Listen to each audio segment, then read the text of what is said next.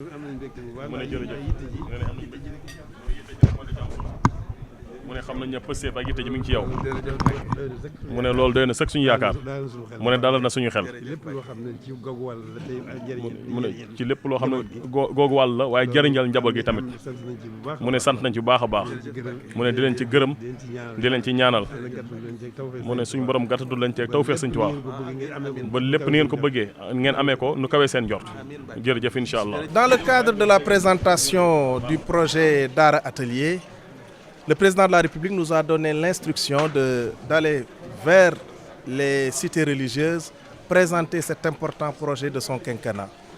Le président de la République a comme objectif de faire en sorte que tous ceux qui sont dans les Daara, les talibés donc,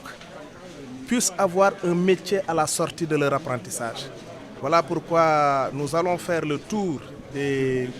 foyers religieux que sont Touba, Kaolack, Tivaouane,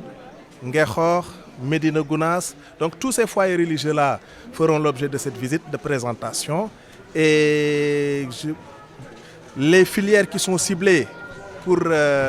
permettre aux talibés d'avoir un métier, c'est notamment la couture, le froid climatisation, la mécanique auto, la menuiserie bois, la transformation agroalimentaire et les autres filières, le BTP bien évidemment. Donc, et toutes ces filières-là qui sont dans l'économie et qui permettront effectivement aux talibés de pouvoir justement avoir un métier à la sortie de leur apprentissage. Voilà en gros ce que nous étions venus faire avec la délégation qui m'accompagne. Et nous avons trouvé également sur place l'administration territoriale, le maire de la commune de Touba et tous les responsables justement étatiques qui sont venus également nous accueillir. Il y a que le khalife général également nous a mis en rapport avec le maire de la commune pour chercher un site. Le site nous permettra de construire donc cet atelier-là et nous allons travailler en étroite collaboration avec le maire et d'ici quelques jours, Inch'Allah, nous trouverons effectivement ce site-là. Donc, waaw ginnaaw bi mu nekkee tànki ziar dañoo ñëwoon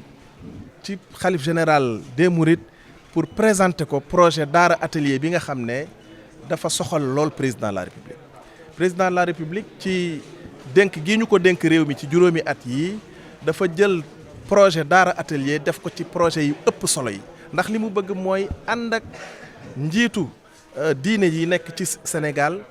ba jàppale leen ci daara yi nga xam ne moom la ñu yore daara yooyu nag liñ ci bëgg mooy fexe ba ndaw ya fay jàngee seen diine am métier bu ñu génnee looloo tax ñu war leen a tàggat ci métier yi nga xam ne moom mooy BTP transformation agroalimentaire froid climatisation mécanique auto ak bépp xeetu liggéey boo xam ne jàpp nañu ne am na ci suñu dëkk bi rek incha allah dinañ ci tàggat ndaw yi te xalif général des Mourides boole nañoo monsieur le maire Abdou Lahad Ka mii taxaw sama wet ngir ñu wut fi nga xam ni fa lañ ko war a jëmmalee fa lañ ko war a tabaxee incha allah dinañu liggéey ñun waa ministre bi ak ministère bi ak moom ba gis fi nga xam ni fa lañ ko war a defee te objectif bi mébét bi du lenn lu dul jëmmal xalaatu président de la république bi nga xam ni mooy ànd ak daara yi fexe ba ndaw yooyu di jàngee ci daara yi bu ñu génnee am métier. projet bi du nekk Touba rek. projet bi wax naa ko léegi ci sama wax nee naa bu soobee yàlla danañu wër foyer religieux yëpp yi ñuy njëkk a seeti nag moom mooy Touba Tivaouane Kaolack Ngexoox Médina Gounass yooyu ñoom ñooy yi ñu njëkk a ciblé mais yeneen foyer yëpp incha allah dinañ fa dem jëmmal projet bi ndaxte dañoo bëgg mu law ci Sénégal yi.